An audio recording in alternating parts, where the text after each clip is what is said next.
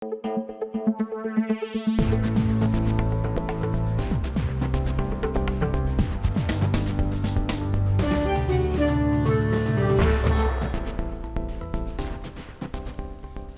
এখন জনপথে, সঙ্গে আছি আমি শরীফ রওশন। সড়ক মহাসড়কে বেড়েছে ঘরে ফেরা মানুষের ভিড়। অনেক স্থানে মহাসড়কেই সিএনজি, অটোরিকশা এবং যত্রতত্র যাত্রী ওঠানামায় কিছুটা ভোগান্তি হলেও আগের মতো নেই তীব্র যানজট। বেশিরভাগ মহাসড়কে অনেকটা স্বস্তিতেই যাত্রা করছেন ঘরমুখ মানুষ। তবে বাসে বাড়তি ভাড়া নেওয়ার অভিযোগ রয়েছে যাত্রীদের।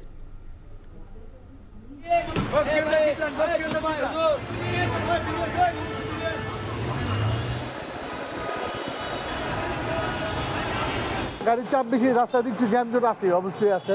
অটোরিকশা বাতপাত রাস্তায় ব্রেক মারে আর মানে রাস্তা খুব জামজট করে থাকে। যাবো, আমার বাড়ি হচ্ছে ময়মনসিংহ ফুলবাড়িয়া, কোশমাইল ইউনিয়ন।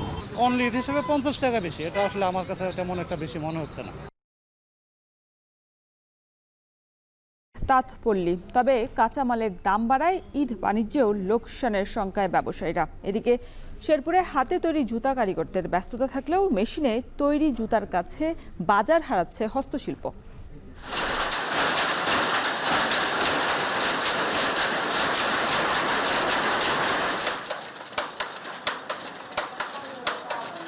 এখন আগের সাথে একটু কাজের চাপ বেশি, ঈদের সামনে। আশা করতেছি এখনো সময় আছে, এই সময়ের মধ্যে আমরা চিন্তা ভাবনা করতেছি যে বিক্রি হয়ে কাপড়গুলো আমরা বের করতে পারবো। তাঁত কমে যাওয়ার যে ব্যাপারটা, এখানে আমাদের যেটা অবজারভেশন সেটা হচ্ছে তাঁতিরা অনেক সময় দেখা যায় যে সরাসরি ক্রেতার কাছে পৌঁছাতে পারে না।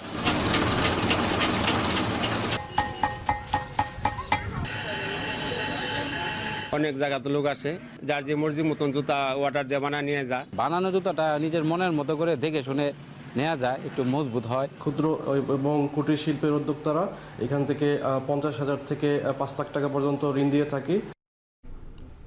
এখন জনপদে এ নিয়ে থাকছে বিস্তারিত, তবে শুরুতেই জানাবো ঈদে ঘর ফেরা প্রসঙ্গ।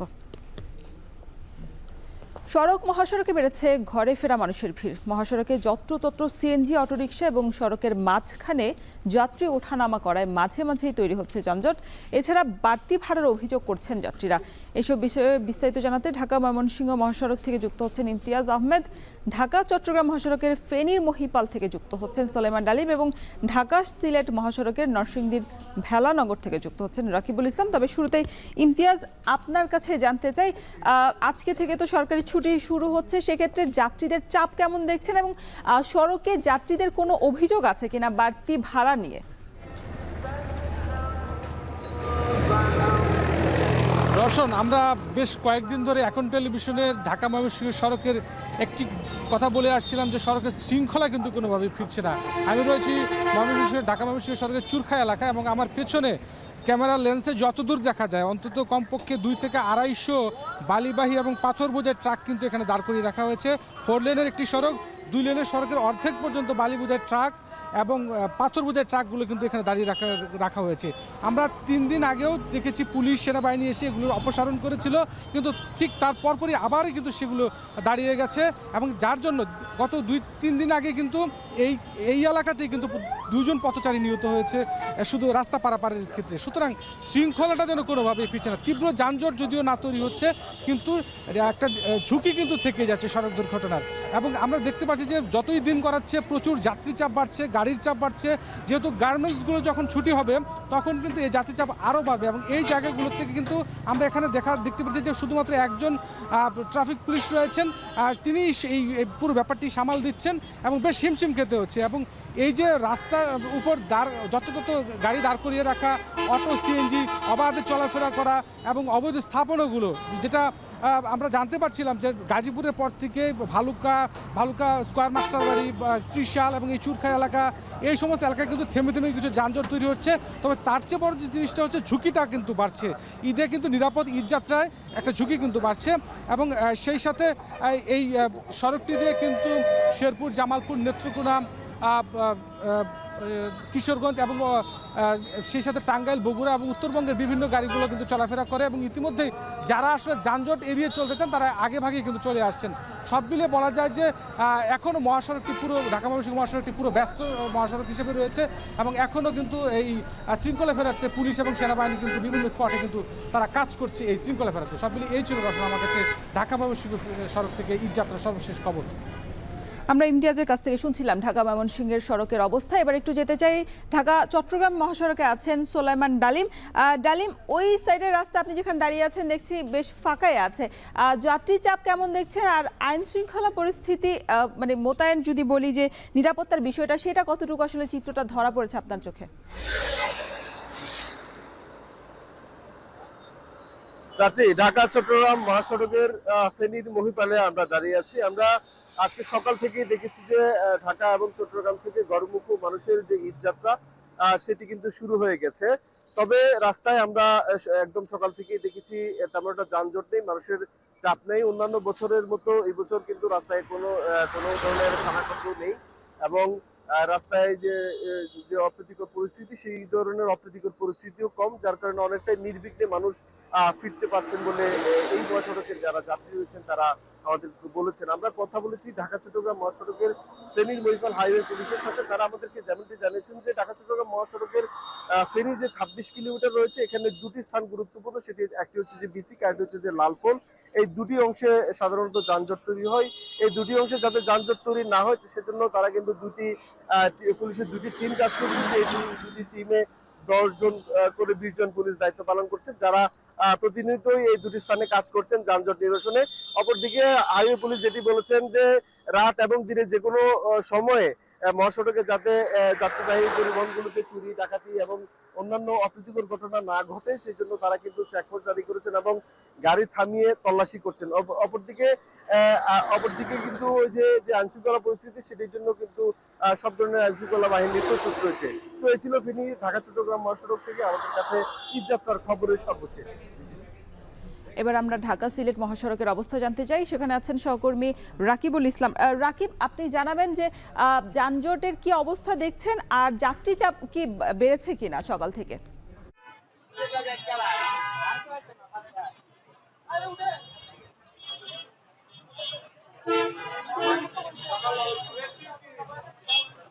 রওশন, ঈদ যত এগিয়ে আসছে ঢাকা সিলেট মহাসড়কে কিন্তু যাত্রী এবং যানবাহনের চাপ ততই বাড়ছে। পণ্যবাহী যানবাহন থেকে শুরু করে যাত্রীবাহী বাস এবং ব্যক্তিগত যেসব যানবাহন রয়েছে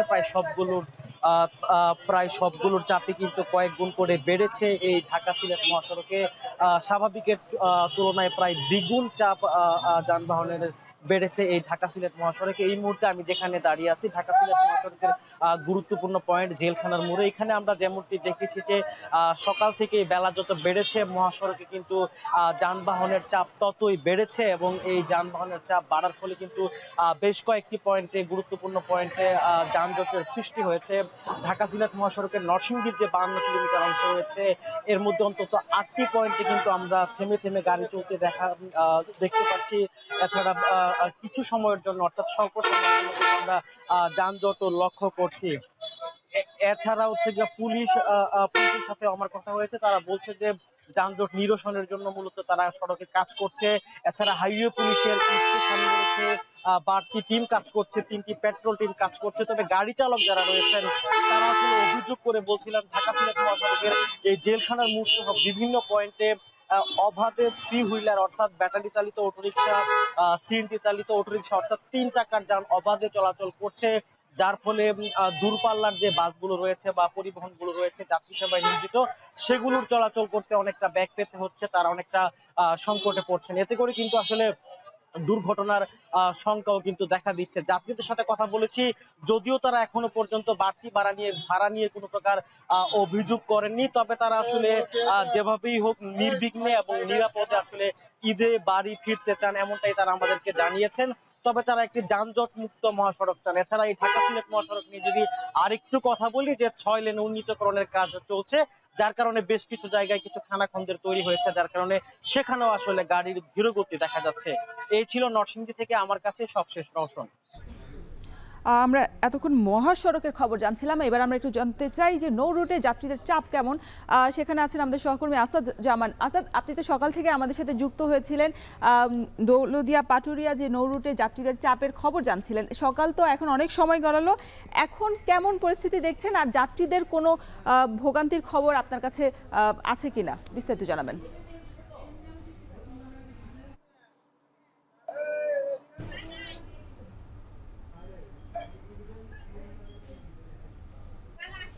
রওশন, আপনি যেমনটি বলছিলেন, আমরা কিন্তু সকালবেলা থেকেই দর্শকদের দেখানোর চেষ্টা করেছি পাটুরিয়া দৌলতদিয়া নৌপথের যে ঘরমুখ মানুষের সংবাদ দেখানোর চেষ্টা করেছি যাত্রা। তো বেলা বাড়ার সাথে সাথে কিন্তু যে এই যে পাটুরিয়া দৌলতদিয়া নৌপথে কিন্তু যাত্রী এবং যানবাহনের চাপ কিন্তু বেড়েছে।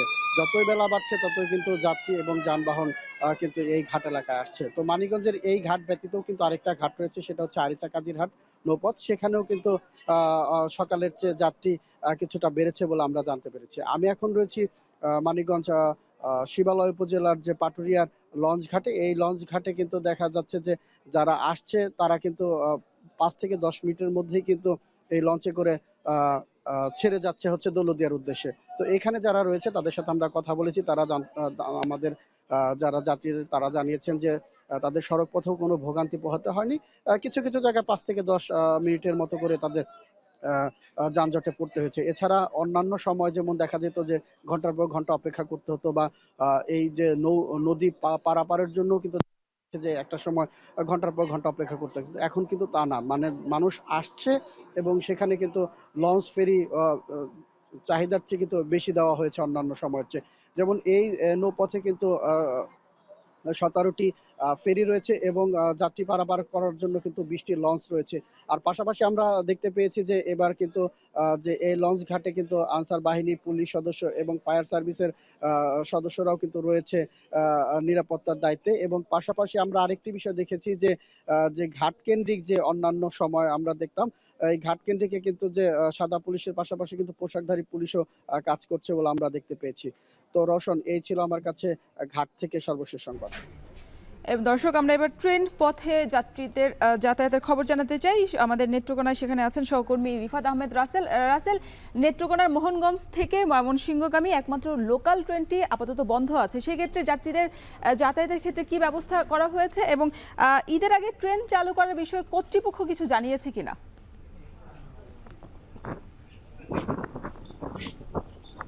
রোশন, আপনি যেমনটা বলছিলেন, আসলে নেত্রকোনা এই মোহনগঞ্জ থেকে ময়মনসিংহগামী একটি মাত্র লোকাল ট্রেন গেল 3 মাসের বেশি সময় ধরে কিন্তু ইঞ্জিন সংকটের কারণে কিন্তু যাতায়াত বন্ধ রেখেছে। এর ফলে এই অঞ্চলের হাওর অধ্যুষিত এই এলাকার মানুষের যাতায়াতে কিন্তু চরম দুর্ভোগ নেমে এসেছে। বিশেষ করে এখন ঈদ মৌসুম চলছে, হাতে গোনা কয়েকদিন মাত্র ঈদের সময় রয়েছে। এই সময় কিন্তু বিশেষ করে ঢাকা থেকে যেসব যাত্রী ময়মনসিংহ পর্যন্ত আসতেন, সেই যাত্রীগুলো কিন্তু পরবর্তীতে এই লোকাল ট্রেন ধরে কিন্তু তাদের নির্দিষ্ট গন্তব্যে যেতেন। তবে গেল 3 মাসের বেশি সময় ধরে এই ট্রেনটি বন্ধ থাকার ফলে কিন্তু যাত্রীরা এখন চরম দুর্ভোগ পোহাচ্ছে। বিশেষ করে এই ঈদ মৌসুমে তারা ট্রেন না পেয়ে ফলে কিন্তু বিকল্প যানবাহনে তাদের খুঁজতে হচ্ছে, যার ফলে তাদের যেমন অতিরিক্ত টাকা ব্যয় হচ্ছে তেমনি কিন্তু দুর্ভোগও বেড়ে গেছে। আমি এটা আপনাকে কিন্তু বলে রাখি, এই মোহনগঞ্জ থেকে ময়মনসিংহগামী এই ট্রেনটি শুধুমাত্র যে নেত্রকোনাবাসীরই যাতায়াতের একটি মাধ্যম তেমনটি নয়, এই পার্শ্ববর্তী সুনামগঞ্জের 2টি উপজেলার মানুষও কিন্তু নিয়মিত এই ট্রেনটি দিয়ে যাতায়াত করে, যার ফলে দেখা যায় যে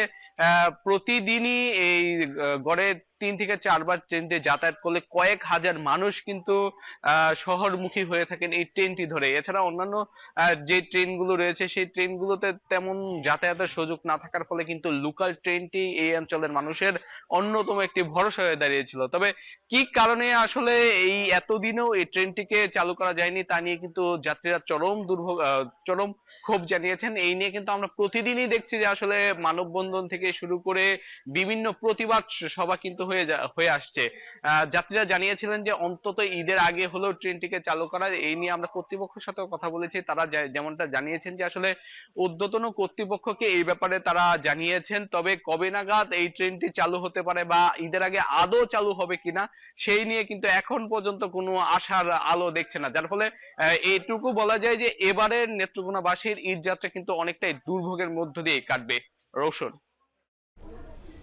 ঈদকে সামনে রেখে ঘর ফেরা মানুষের খবর জানাতে আমাদের সাথে যুক্ত ছিলেন সহকর্মীরা। 6 দফা মেয়াদ বাড়িয়ে দীর্ঘ 1 যুগেও শেষ হয়নি বিআরটি প্রকল্পের কাজ। সবশেষ নির্ধারিত মেয়াদ শেষ হওয়ায় 3 মাস ধরে বন্ধ রয়েছে দেশের ইতিহাসের সবচেয়ে ধীরগতির এই প্রকল্প। এরই মধ্যে কাজ অসম্পূর্ণ রেখেই খুলে দেওয়া হয়েছে প্রকল্পের একাংশ। ফলাফল, পুরনো যানজট ফিরে এসেছে নতুন রূপে, যার প্রভাব পড়বে এবারের ঈদ যাত্রায়। ফরহাদ আহমেদের ছবিতে ইফতেখার রায়হানের প্রতিবেদন। যানজটে স্থবির গাজীপুরের ঢাকা ময়মনসিংহ মহাসড়ক। চান্দনা চৌরাস্তা, সাইনবোর্ড, টঙ্গী কলেজ গেট এলাকায় সারিবদ্ধ যানবাহনের ঠায় দাঁড়িয়ে থাকার এই চিত্র এখন প্রতিদিনের। অথচ ঢাকার সঙ্গে গাজীপুর সহ উত্তরাঞ্চলের যাত্রীদের দুর্ভোগ কমিয়ে নিরাপদ যাত্রার জন্য নেওয়া হয় দেশের প্রথম বিআরটি প্রকল্প। হযরত শাহজালাল আন্তর্জাতিক বিমানবন্দর থেকে গাজীপুরের শিববাড়ি পর্যন্ত 20.5 কিলোমিটার সড়কে বিরতিহীন বাস চলাচলে 2012 সালে নেওয়া হয় বিআরটি প্রকল্প। তবে কাজ শুরু হতেই লেগে যায় 5 বছর। 2017 সালের এপ্রিলে নির্মাণ কাজ শুরু হলেও গত 8 বছরে একাধিকবার মেয়াদ ও ব্যয় বাড়িয়েও শেষ করা যায়নি এই প্রকল্পের কাজ। সবশেষ 2024 সালের ডিসেম্বরে অনুমোদিত মেয়াদকাল শেষ হওয়ায় বন্ধ রয়েছে বহুল আলোচিত ও সমালোচিত এই প্রকল্পের সব ধরনের নির্মাণ কাজ। ফলে প্রকল্পটির কাজ শেষ হওয়া নিয়ে ফের অনিশ্চয়তা দেখা দিয়েছে। প্রকল্প এলাকা ঘুরে দেখা গেছে অন্তর্বর্তী সরকারের 8 মাসেও গতি পায়নি কচ্ছপ গতির প্রকল্পটি। ময়মনসিংহ থেকে ঢাকামুখী উড়াল সড়ক দৃশ্যমান হলেও বেশ কিছু কাজ বাকি থাকায় এখনও চালু হয়নি। শেষ হয়নি 25টি বাস স্টেশন ও স্টেশন সংলগ্ন পদচারী সেতু নির্মাণের কাজও। এতে জীবনের ঝুঁকি নিয়ে মহাসড়ক পারাপার হচ্ছে পথচারীরা। নিষেধাজ্ঞা অমান্য করেই বিআরটি লেনে চলছে বাস, ট্রাক, কাভার্ড ভ্যান। সাইনবোর্ড ঝুলিয়েই দায় সারছে সংশ্লিষ্ট কর্তৃপক্ষ। এছাড়া অটোরিকশার দাপটে যানজটের ভোগান্তি বেড়েছে কয়েক গুণ। আমরা প্রত্যেকটা দিন মনে হয় 2 ঘন্টা করে জ্যাম ঠেলি জায়গায়। প্রাইভেট নিয়ে আরো আমরা ঝামেলায় পড়ি, ভিতরে ঢুকলেই আরো ঝামেলায় পড়তে হয় আমাদের। ট্রাকে ঢুকে মনে করেন উল্টো পাল্টা চালায়। গাড়ি দাঁড়াইলে তো ছিনতাইকারী ডাইনে বামে দুইটা সব নিয়ে যায়, পুলিশ সাইডে দাঁড়ানো দেয়, কিছু বলে না। এখন তো একটু এই কাজের সমস্যা, উড়াল সেতু এইটা যখন চালু হবে তখন আর একটু সহজ হবে। ধীরগতিতে কাজের জন্য ঠিকাদারদের গাফিলতিকে দুষছেন বিশেষজ্ঞরা। বলছেন শহরের বুক চিরে চলা এই সড়কের কাজ শেষ না হওয়ায় নগর পরিকল্পনায়ও ঘটছে ব্যাঘাত। বিআরটি এর যারা দায়িত্বে ছিলেন, কাজ করতেছিলেন, তারা কোনো নিয়মের তোয়াক্কাই করেন নাই। একেবারে তাদের যেভাবে খুশি এই মহাসড়কের মধ্যে তারা কাজ করেছেন এবং সেই সমন্বয়হীনতা কিন্তু আমরা এখনো দেখতে পাচ্ছি। পরিকল্পনার সময় এখানে যেভাবে হচ্ছে যে ফিজিবিলিটি টেস্ট করার দরকার ছিল, প্রথমেই সেটা করা হয় নাই। যেহেতু বিকল্প রাস্তা নির্মিত হয়নি, এটাকে আমরা মাল্টিগ্রেড করেছি এবং এখানে এই প্রকল্পটা দ্রুত বাস্তবায়িত হলে আমাদের নগর পরিকল্পনা ত্বরান্বিত হবে। এক দপ্তর থেকে আরেক দপ্তরে পাঠাচ্ছে, কিন্তু কেউ আসলে অন ক্যামেরার সামনে কথা বলতে চাচ্ছে। এদিকে প্রকল্পের অগ্রগতি নিয়ে ক্যামেরার সামনে কথা বলতে নারাজ প্রকল্প পরিচালক। দুষলেন ঠিকাদারি প্রতিষ্ঠানকে। 7ম দফায় মেয়াদ বাড়াতে পরিকল্পনা কমিশনে প্রস্তাব পাঠানো হয়েছে জানান তিনি।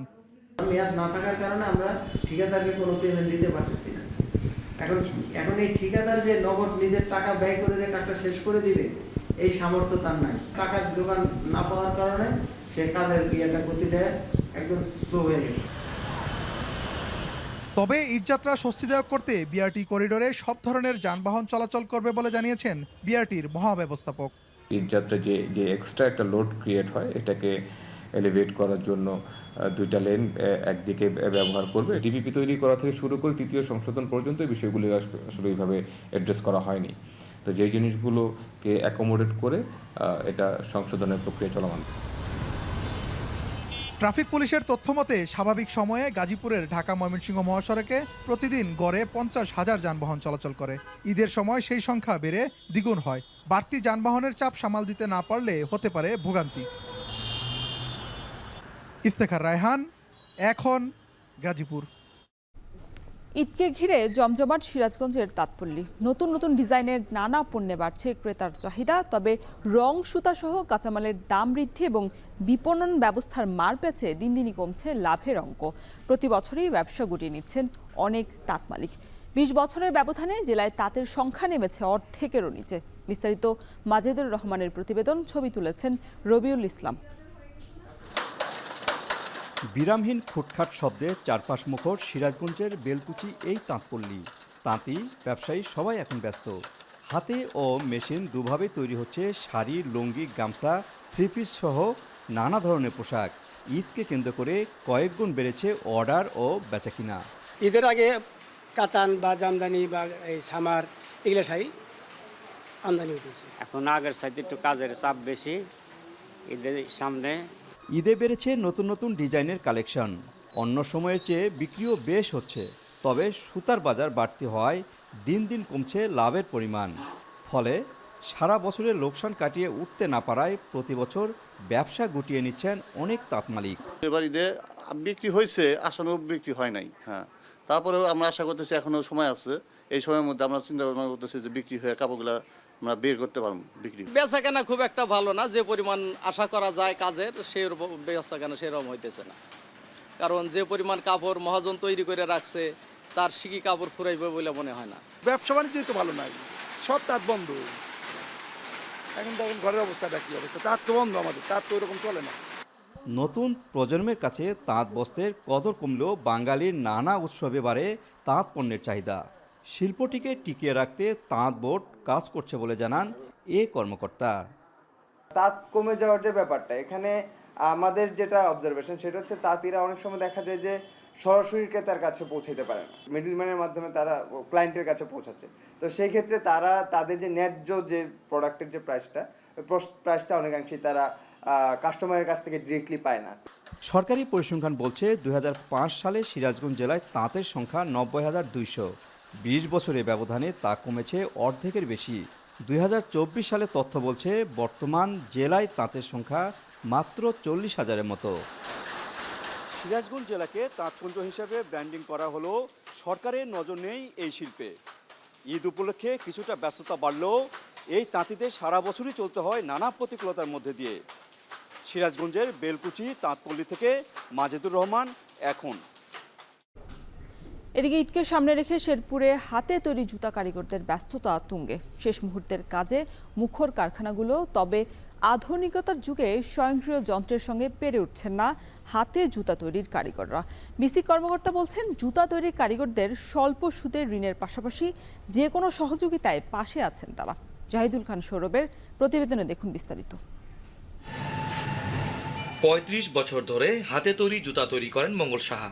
শুরুতে একা কাজ করলেও এখন তার কারখানায় কর্মসংস্থান হয়েছে আরও 3 জনের। দীর্ঘ কর্মজীবনে তার কাজের সুনাম ছড়িয়েছে জেলার বাইরেও। তাই ঈদ আসলেই বিভিন্ন বয়সী মানুষ ভিড় করেন শেরপুর শহরের অষ্টমী তলায় মঙ্গল সাহার জুতার কারখানায়। অনেক জায়গাতে লোক আসে, যার যে মর্জি মতন জুতা অর্ডার দিয়ে বানা নিয়ে যায়।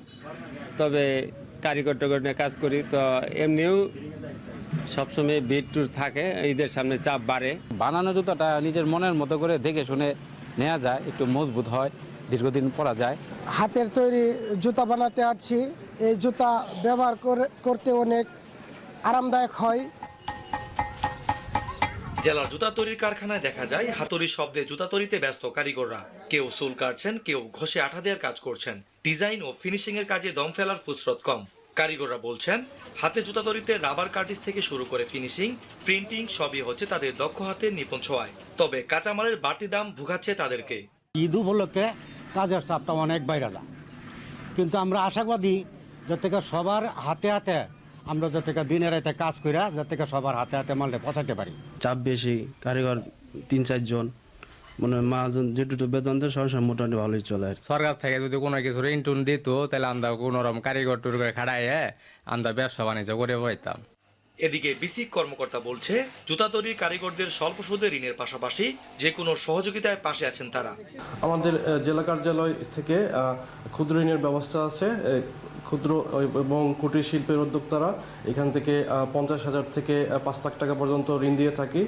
তবে আধুনিকতার এই যুগে স্বয়ংক্রিয় মেশিনের সাথে পাল্লা দিয়ে পেরিয়ে উঠছেন না হাতে জুতা তৈরির কারিগররা। এছাড়া চায়না জুতা বাজার দখল করায় হাতে তৈরি জুতার চাহিদা আগের তুলনায় বেশ কমেছে। জাহিদুল খান সৌরভ, এখন, শেরপুর। নামি দামি ব্র্যান্ডের শোরুমের পাশাপাশি ঈদ কেনাকাটা জমে উঠেছে বগুড়ার ফুটপাতগুলোতেও। যাচাই বাছাই করে নিজেদের পছন্দের পোশাক কিনছেন ক্রেতারা। এ বিষয়ে বিস্তারিত জানাতে বগুড়ার রেলওয়ে হকার্স মার্কেট থেকে যুক্ত হচ্ছেন সহকর্মী রাজীব সেলিম। সেলিম, ফুটপাতগুলোতে বেচা বিক্রি ক্রেতাদের ভিড় কেমন দেখছেন, আর দরদামের সাথে ক্রেতাদের পোশাকের যে মান সেটা নিয়ে তারা সন্তুষ্ট কিনা?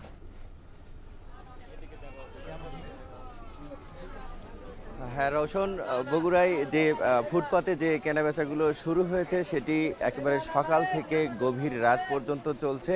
আর উচ্চবিত্ত, নিম্নবিত্ত এবং যারা রয়েছে তাদের সবারই ঈদের কেনাকাটা একেবারে জমে উঠেছে।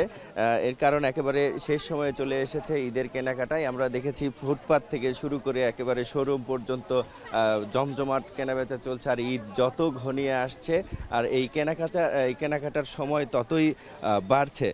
কদিন আগেও গভীর রাত পর্যন্ত এই মার্কেট বিপণী বিতানগুলো খোলা থেকেছে, সেই সাথে ফুটপাতের দোকানগুলোও ছিল। আর এখন একেবারে সেহরি পর্যন্ত চলছে, অর্থাৎ রাতভর এই দোকানগুলো খোলা থাকছে। আমরা দেখেছি যে মার্কেটগুলোতে উচ্চবিত্তদের কেনাকাটা চলছে, সেই মার্কেটগুলোর বাইরেই অর্থাৎ ফুটপাতেই অস্থায়ী কিছু দোকান বসেছে, যে দোকানগুলোতে নিম্নবিত্তদের জন্য কম দামে কাপড় চোপড় পাওয়া যাচ্ছে। আমরা দেখেছি 150 টাকা থেকে প্যান্ট পাওয়া যাচ্ছে এবং 200-250 টাকা থেকে শার্ট এবং পাঞ্জাবি পাওয়া যাচ্ছে। সেই সাথে স্যান্ডেল পাওয়া যাচ্ছে 150 টাকা থেকে শুরু করে, অর্থাৎ 5 থেকে 600 টাকার মধ্যেই নিম্নবিত্তদের কেনাকাটা হয়ে যাচ্ছে। আর সেইখানে উচ্চবিত্তদের তো আরও অনেক বেশি লাগছে। নামি দামি যে শোরুমগুলো রয়েছে বগুড়ায়, যে মার্কেট বিপণী বিতানগুলো রয়েছে, পুলিশ প্লাজা রয়েছে, রানার প্লাজা রয়েছে, নিউ মার্কেট, এই জায়গাগুলোতে উচ্চবিত্তরা কেনাকাটা করছেন। এবং ঠিক এই জায়গাগুলোর বাইরেই কিন্তু ব্যবস্থা করা হয়েছে নিম্নবিত্তদের কেনাকাটার জন্য। আর বগুড়ার রেলওয়ে হকার্স মার্কেটে আমি এই মুহূর্তে রয়েছে। এখানে যে ক্রেতারা ঈদের বিভিন্ন পোশাক কিনতে এসেছেন তাদের সাথে কথা বলেছি। তারা আমাদেরকে জানিয়েছেন যে তারা এখানে স্বল্প মূল্যে পোশাক ক্রয় করতে পারবেন, সেটি জেনেই তারা এখানে এসেছেন এবং এখানে এসে দাম শুনে কেনাকাটা করে তারা সন্তোষ প্রকাশ করেছেন। এবং এই মার্কেট, রেলওয়ে হকার্স মার্কেট আসলে এই ধরনের নিম্নবিত্ত এবং নিম্ন মধ্যবিত্তদের জন্যই এই মার্কেটের কেনাকাটার ব্যবস্থা করে থাকেন দোকানিরা, সেটি আমাদেরকে জানিয়েছেন। আর এর মধ্যে অসাধু কিছু ব্যবসায়ী রয়েছে যারা 1000 টাকার কাপড় 11,000 টাকায় বিক্রি করেছে বিভিন্ন শোরুমে, আমরা সেটি দেখেছি। সেই সাথে ক্রেতারা আমাদেরকে রেলওয়ে হকার্স মার্কেটের এই কাপড়ের দরদাম নজরদারি এবং দেখার জন্য অনুরোধ জানিয়েছেন, দাবি জানিয়েছেন। এই ছিল আমার কাছে বগুড়া থেকে ঈদ কেনাকাটার সব শেষ খবর। রওশন। চট্টগ্রামের বাজারে বেড়েছে মাছ, মাংস এবং মুরগির চাহিদা। আর এই সুযোগে দামও বাড়িয়ে দিয়েছেন বিক্রেতারা। 15 দিনের ব্যবধানে ব্রয়লার মুরগির দাম বেড়েছে কেজিতে 40 টাকা পর্যন্ত। এ বিষয়ে বিস্তারিত জানাতে চট্টগ্রামের কর্ণফুলী বাজার থেকে যুক্ত হচ্ছেন সহকর্মী হোসেন জিয়াদ। জিয়াদ, আপনি তো সকাল থেকেই বাজারগুলোতে ঘুরছেন, সরবরাহ কেমন দেখছেন আর বাজার মনিটরিং এর কোনো চিত্র আপনার চোখে পড়েছে কিনা? রোশন, সরবরাহের খুব একটা ঘাটতি দেখা যায়নি, একেবারে পর্যাপ্ত সরবরাহ আছে মুরগি থেকে শুরু করে গরু, মাছ কিংবা সবজির। তবে দাম কিন্তু বাড়ছে। গত 15 দিন ধরে মুরগির মাংসের দাম দফায় দফায় আসলে বাড়ছে চট্টগ্রামের বাজারে। বিশেষ করে আজকে যে শবে কদর এবং এরপর যে ঈদ, এই দুটিকে ঘিরে মূলত এটি ধর্মীয় আচারের পাশাপাশি এক ধরনের উৎসবেও পরিণত হয়। ফলে এই লম্বা বন্ধ পেয়েছেন অনেকে, তারা স্বজনদের কাছে ফিরছেন, দেশের বিভিন্ন জায়গা থেকে আপনজনের কাছে ফিরে আসছেন। পাশাপাশি এই লম্বা ছুটি পাওয়ায় আত্মীয় স্বজনকে বাসায় দাওয়াত করা হচ্ছে, বন্ধুবান্ধবরা বাসায় ভিড় করছেন। ফলে সব মিলিয়ে মাংসের যে চাহিদা সেটি কিন্তু কয়েক গুণ বেড়ে গেছে বলে বিক্রেতারা বলছেন। বিশেষ করে শবে কদরকে ঘিরে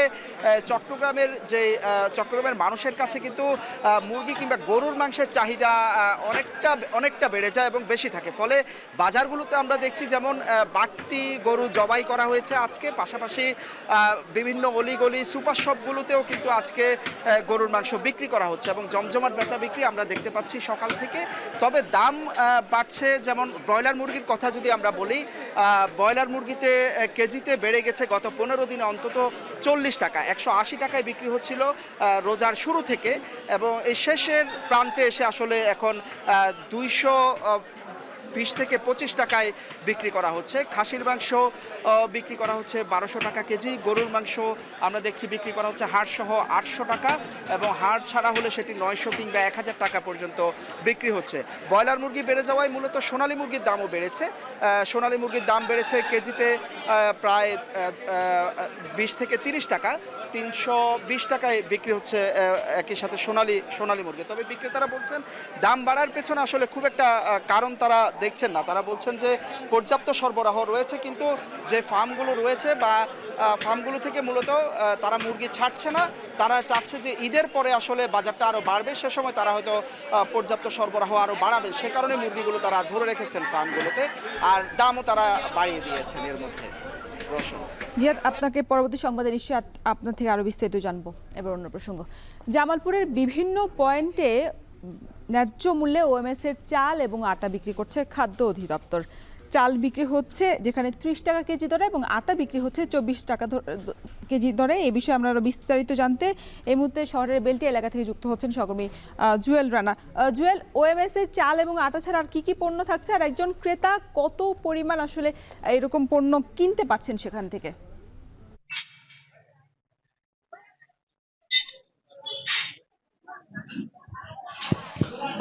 রোশন, দেখেন আর মাত্র কয়েকদিন পরেই মুসলমানদের সবচেয়ে বড় ধর্মীয় উৎসব ঈদ উল ফিতর। এই উপলক্ষে কিন্তু আমরা দেখেছি জেলা প্রশাসন খাদ্য অধিদপ্তরের উদ্যোগে শহরের গুরুত্বপূর্ণ 10টি পয়েন্টে তারা চাল এবং আটা বিক্রি করছে ন্যায্য মূল্যে। অর্থাৎ আমি যদি যে স্পটটি দাঁড়িয়েছি সেখান থেকে সকাল 9টা থেকে তাদের এই কার্যক্রম শুরু হচ্ছে। এখানকার শহরে যে নিম্ন এবং দরিদ্র যে পরিবার আছে তারাই কিন্তু এখান থেকে এই চাল এবং আটা সংগ্রহ করছে। প্রতি জন উপকারভোগী সর্বোচ্চ 5 কেজি চাল, 5 কেজি আটা 24 টাকা এবং 30 টাকা কেজি ধরে তারা সংগ্রহ করতে পারছে। অর্থাৎ আজকেই কিন্তু এই বিক্রি শেষ হবে, বিকালের দিকে বিক্রি শেষ হচ্ছে। অর্থাৎ পুরো রমজান জুড়ে কিন্তু খাদ্য অধিদপ্তর এবং জেলা প্রশাসন থেকে এই চাল এবং আটা বিক্রি করা হয়েছে। অর্থাৎ যদি বলি শহরের 10টি গুরুত্বপূর্ণ পয়েন্ট ছাড়াও উপজেলা পর্যায়ে 2টো করে পয়েন্টে তারা এই চাল এবং আটা বিক্রি করছে। অর্থাৎ সর্বোচ্চ একজন উপকারভোগী 5 কেজি করে সংগ্রহ করতে পারবে। অর্থাৎ এখানকার যে উপকারভোগী রয়েছে তাদের সাথে কথা বলছি, তারা বলছে ঈদের আগে এই যে চাল এবং আটার সময় তাদের জন্য পরিবারের একটা সহায়ক একটি উপকরণ হিসেবে ও কাজে লাগবে। তার কারণ হচ্ছে জামালপুরে যে খোলা বাজার রয়েছে সেখানে এই মুহূর্তে 55 থেকে 60-62 টাকা কেজি ধরে চাল বিক্রি হচ্ছে। সেখানে তারা অনেকটা ভর্তুকিমূলক কম দামে তারা চাল পাচ্ছে বলে তারা অনেকটা উপকার আসছে। এই ছিল জামালপুর থেকে আমার কাছে চাল সংগ্রহের সর্বশেষ তথ্য। রৌশন, ঈদে অতিথি আপ্যায়নে অন্যতম খাবার সেমাই। ঈদ ঘিরে বাড়ে সেমাই তৈরির কর্মযোগ্য কারখানাগুলোতে ব্যস্ত সময় পার করছেন কারিগররা। প্রতি বছরের মতো এবারও স্থানীয় চাহিদা মিটিয়ে আশেপাশের বিভিন্ন জেলায় সেমাই সরবরাহ করছেন ব্যবসায়ীরা। তবে এবছর দাম কিছুটা বাড়তি। আলামিন তালুকদারের প্রতিবেদনে দেখুন বিস্তারিত। ঝালকাঠি শহরের 5টি কারখানায় তৈরি হচ্ছে সেমাই। প্রতিটি কারখানায় প্রতিদিন গড়ে তৈরি হচ্ছে 1000 কেজি সেমাই। রাসায়নিক ও কৃত্রিম রং ছাড়াই তৈরি হয় প্রতি বছরই বাড়ছে চাহিদা। তুলনামূলক কম দাম ও মান ভালো হওয়ায় দিন দিন বাড়ছে বাজার। যোগান ঠিক রাখতে দিনরাত পরিশ্রম করছেন কারখানার শ্রমিকরা। স্থানীয় চাহিদা মিটিয়ে যাচ্ছে দক্ষিণাঞ্চলের বিভিন্ন হাট বাজারে। মক্কা, মদিনা, জেদ্দা, মিনার ও কুলসুম নামের সেমাই সবচেয়ে বেশি বিক্রি হয়।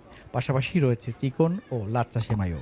বছরে 12 মাসের ভিতরে 11 মাস আমরা কম চলে আর 1 মাস সেমাই বেশি চলে। গতবার যে মালের দাম ছিল এই বছর সেই মালের দাম অনেক বৃদ্ধি। 1 গ্রাম তেলের ভিতরে 5 মণ তেলের ভিতরে 6000 টাকা বৃদ্ধি, 1 বস্তা ময়দায় 600 টাকা বৃদ্ধি, 1 কার্টন ডালডার ভিতরে 500 টাকা বৃদ্ধি। এইভাবে আমরা টাইনে আনতে পারতেছি না। কুয়াকাটা, তারপরে এদিকে আপনার হচ্ছে গিয়া বরগুনা, এদিকে যত জেলা আছে সব জেলায় আমাদের সেবাই সরবরাহ করে, তারা আমাদের থেকে নিয়ে বা ঝালকাঠি জেলার থেকে নিয়ে সরবরাহ করে। প্রতি বছর বড় হচ্ছে বাজার, বাড়ছে উৎপাদন ও বিপণন। বিষয়টি বিবেচনা করে স্বল্প সুদে ঋণ সুবিধা দেওয়ার কথা জানান বিসিক কর্মকর্তা। সেমাই শিল্পের সাথে বেশ কিছু শ্রমিক এবং মালিক জড়িত রয়েছে। 70 থেকে 80 জন লোকের কর্মসংস্থান হয়েছে। এই শিল্পের মালিকরা যদি বিসিকের নিকট আর্থিক এবং কারিগরি সহায়তা চায় তাহলে বিসিকের পক্ষ থেকে তাদেরকে আর্থিকভাবে সহায়তা করা হবে। এবছর ঝালকাঠির কারখানায় উৎপাদিত প্রতি কেজি লাচ্চা সেমাই 115 টাকা এবং চিকন সেমাই 95 টাকা পাইকারি মূল্যে বিক্রি হচ্ছে। খুচরা বাজারে বিক্রি হচ্ছে লাচ্চা সেমাই 125 টাকা এবং চিকন সেমাই 110 টাকা কেজি দরে। আল আমিন তালুকদার, এখন ঝালকাঠি। আলুর বাম্পার ফলনে বিপাকে চাষিরা। সংরক্ষণের চাপ বেড়েছে উত্তরের জেলা নাটোরের হিমাগারগুলোতে। প্রতিদিনই অপেক্ষায় থাকতে হচ্ছে আলু বোঝাই ট্রাকের। জায়গা না থাকায় আলু গ্রহণ বন্ধ ব্যানারও ঝুলছে স্টোরেজের ফটকে। এতে হতাশ আলু চাষিরা। পাশাপাশি পরিবহনের বাড়তি খরচ আর সময় বাড়ার সাথে সাথে আলু ট্রাকেই পচে নষ্ট হওয়ার শঙ্কা করছেন তারা। জাহিদুল ইসলাম সুমনের ক্যামেরায় মাহবুব হোসেনের প্রতিবেদন।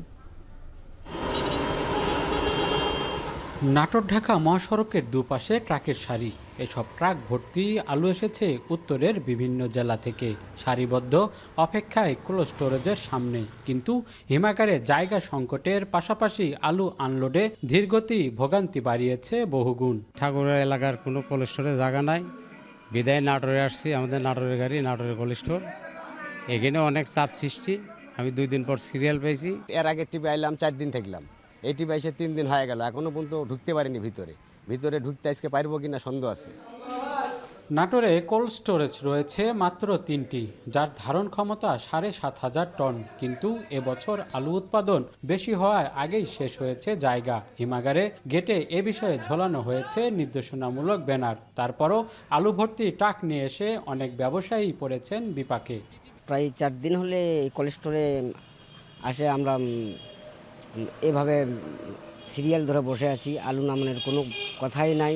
9,000 টাকার গাড়ি ভাড়া, 18,000 16,000 টাকা দেওয়া হচ্ছে এবং 1 রাত থাকলে 2,000 টাকা ড্যামেজ দিতে হচ্ছে তাকে। এবং স্টোর প্রায় লোড শেষ পর্যায়ে অনেক আলুকে কৃষকের হাতে পড়ে থাকবে। এদিকে আলু সংরক্ষণের চাপ বাড়ায় এবার স্টোরেজের ভাড়াও বেড়েছে। গেল বছর নাটোরে 70 কেজি বস্তা 280 টাকায় রাখতে পারলেও এবার সেখানে গুনতে হচ্ছে 300 থেকে 350 টাকা। তবে ভাড়া বাড়ার কারণ হিসেবে স্টোরেজ ব্যবস্থাপনায় বাড়তি খরচের কথা বলছে কর্তৃপক্ষ। এবছরে অপ্রত্যাশিত 2-3 টাকা কেজি প্রতি বেড়ে গেছে, যেটা বাড়ে হচ্ছে 4 আনা 8 আনা করে 3 টাকা বেড়ে গেছে। এটা একটা কারণ। ইলেকট্রিসিটি বিল একটা বাড়ছে, স্টাফ স্যালারি সবগুলোই ঊর্ধ্বমুখীর কারণে বাড়ার কারণে আমাদের ভাড়াটাও বাড়াতে আমরা বাধ্য হয়েছি। বিবিএস এর তথ্য বলছে দেশে মোট আলুর চাহিদা 90 থেকে 95 লাখ টন। সেখানে গত বছর দেশে উৎপাদন হয়েছিল 1,09,63,000 টন। মাহবুব হোসেন, এখন নাটোর। কক্সবাজারের সাগর তীরে চলছে হিন্দু সম্প্রদায়ের ঐতিহ্যবাহী মহাবারুণী পুণ্য স্নান উৎসব এবং গঙ্গা পূজা। দীর্ঘ সময় ধরে চলে আসা এই আয়োজন পরিণত হয়েছে হাজারো মানুষের মিলন মেলায়। নিজেকে পরিশুদ্ধ এবং পুণ্য লাভের আশায় সমবেত হন তারা। এ বিষয়ে বিস্তারিত জানাতে আমাদের সাথে কক্সবাজার থেকে যুক্ত হচ্ছেন মন্তোষ বেদজ্ঞ। মন্তোষ, পুণ্যার্থীদের সংখ্যা এবং আচার অনুষ্ঠানের সার্বিক পরিস্থিতি কেমন দেখছেন, বিস্তারিত জানাবেন। রোশন, কক্সবাজার অঞ্চলে প্রায় 100 বছর ধরে আসলে এই পুণ্য স্নান উৎসবটি পালন হয়ে আসছে এবং হিন্দু সম্প্রদায়ের লোকজনের মাঝে এটি নিয়ে, এই উৎসবটি নিয়ে ব্যাপক উৎসাহ উদ্দীপনা কিন্তু কাজ করছে। আমরা সকাল থেকে যেটি দেখছি যে কক্সবাজার শহরের যে কবিতা চত্বর পয়েন্টটি আছে, এখানে প্রচুর মানুষের ঢল নেমেছে কক্সবাজার সৈকতে। এবং আমরা দেখছি যে কক্সবাজার জেলা শহরের আশপাশের যে উপজেলাগুলো রয়েছে সেই উপজেলাগুলো ছাড়াও দক্ষিণ চট্টগ্রামের বিভিন্ন অঞ্চলের মানুষ কিন্তু এখানে সমুদ্র স্নানে এসেছেন। এবং হিন্দু ধর্মের যে ধর্মীয় বিশ্বাস, তাদের যে ধর্মীয় বিশ্বাস সেটি হচ্ছে এই সমুদ্র জলে স্নান করার মধ্য দিয়ে তারা তাদের যে অতীতের যে পাপ সেটি মোচন করার পাশাপাশি অসীম পুণ্য লাভের একটি আশা তারা আসলে এই সমুদ্র স্নান বা পুণ্য স্নানের মধ্য দিয়ে দেখছেন, সেটি আমাদেরকে তারা বলছিলেন। এবং এখানে আসলে প্রতি বছর 1,00,000 মানুষের সমাগম হয়ে থাকে। এবারও আমরা একই চিত্র দেখছি, সৈকত জুড়ে আসলে প্রচুর মানুষের উপস্থিতি রয়েছে। নানা বয়সী মানুষ এখানে আছেন, তারা সমুদ্রের যে পুণ্য স্নান সেটির পাশাপাশি এখানে ধর্মীয়ভাবে তাদের পূর্বপুরুষদের আত্মার সদ্গতি কামনায় তর্পণ সহ নানা আনুষ্ঠানিকতা কিন্তু তারা এখানে করছেন। এবং আমরা দেখছি যে সৈকত জুড়ে আসলে নানা বয়সী মানুষের যেহেতু ভিড় রয়েছে, এই ভিড়টি ঠেকানোর জন্য ভিড়ে যাতে কোনো ধরনের অনাকাঙ্ক্ষিত পরিস্থিতি তৈরি না হয়, কোনোভাবে কেউ যাতে বিপদাপন্ন পরিস্থিতিতে না পড়েন সেটি নিশ্চিত করতে এখানে লাইফগার্ড সদস্যরা তৎপর রয়েছেন। এর বাইরে এখানে ট্যুরিস্ট পুলিশের যারা সদস্য রয়েছে তারাও এখানে তৎপর রয়েছেন। এর বাইরে আয়োজক কমিটির পক্ষ থেকে এখানে যারা প্রচুর পুণ্যার্থী যারা এসেছেন তারা যাতে পানির পিপাসা পেলে পানি পান করতে পারে সেই ব্যবস্থা রাখা হয়েছে। এর বাইরে এখানে নারী যারা রয়েছেন তারা সমুদ্র স্নানের পর যাতে পোশাক পরিবর্তন করতে পারেন সেই বিষয়টি নিশ্চিত করার জন্য এখানে চেঞ্জিং রুমেরও কিন্তু ব্যবস্থা করা হয়েছে এবং সব মিলিয়ে একটা উৎসব মুখর পরিবেশ আসলে এখানে কক্সবাজার সৈকতে আজকে বিরাজ করছে। হিন্দু সম্প্রদায়ের মানুষের হাজারো মানুষের আসলে মিলন মেলা এখানে রচিত হয়েছে এবং এর মধ্য দিয়ে সম্প্রীতির একটি অনন্য মেলবন্ধনের যে বার্তা সেটিও কিন্তু দেশব্যাপী ছড়িয়ে যাচ্ছে। এই ছিল রোশন আমার কাছে কক্সবাজার থেকে সবশেষ। শেষ করছি এখন জনপদে। এখন টেলিভিশন ওয়েবসাইটে দেখতে ভিজিট করুন www.ekon.tv। এছাড়া ফেসবুকে দেখতে ভিজিট করুন facebook.com/tv.ekon এবং ইউটিউবে যুক্ত থাকতে ভিজিট করুন youtube.com/c/ekontv।